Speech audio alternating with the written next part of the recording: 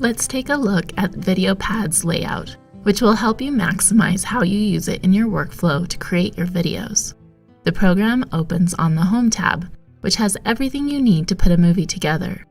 In the toolbar, you'll find buttons for quick access to the most common actions used in VideoPad, such as adding files, video effects, audio effects, transitions, previewing and saving your project or exporting your movie. Under the toolbar on the left is where the file bins are located. There are default bins for each media type. For example, when you add a video file, it will be listed in the Video Files bin. Audio will appear in the Audio Files bin, and so on.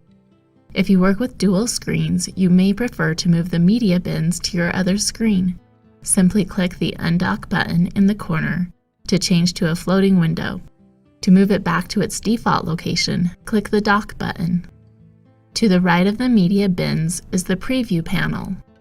When a clip is selected from either a bin or from the sequence, you'll see the preview of that specific clip in the Clip Preview. You can use the tools in this panel to change the start and end points of your clip, place it on the sequence, split the clip, unlink audio and video, or change your view of the clip.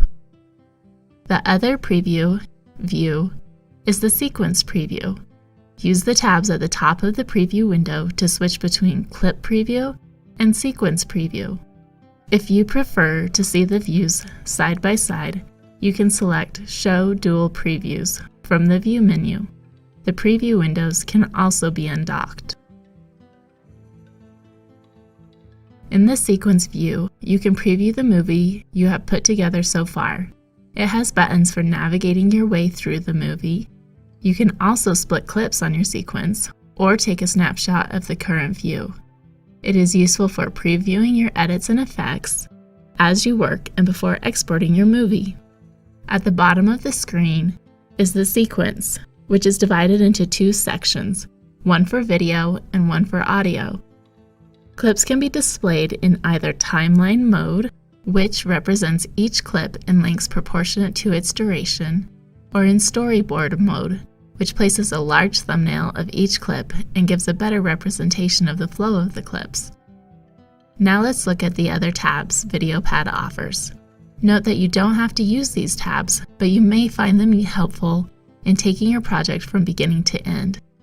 The Clips tab is designed to help you edit each clip and to help you get the basic layout of their order.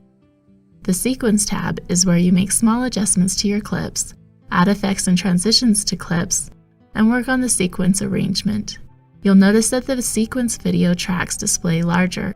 This is to encourage you to add video overlays and achieve the exact look you need for your movie. Once your sequence is done, you'll be ready to work on the Audio tab.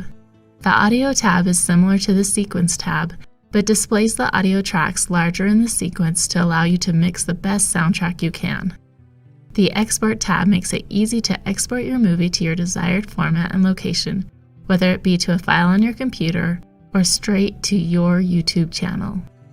The Suite tab gives you access to more NCH software programs that are related to video creation. For a free trial, just click a program in the toolbar. Finally, the Custom tab is for you to create your ideal toolbar. Simply click the Customize button and select the tools that you use most from the list. For more VideoPad tutorials, visit the address shown on your screen.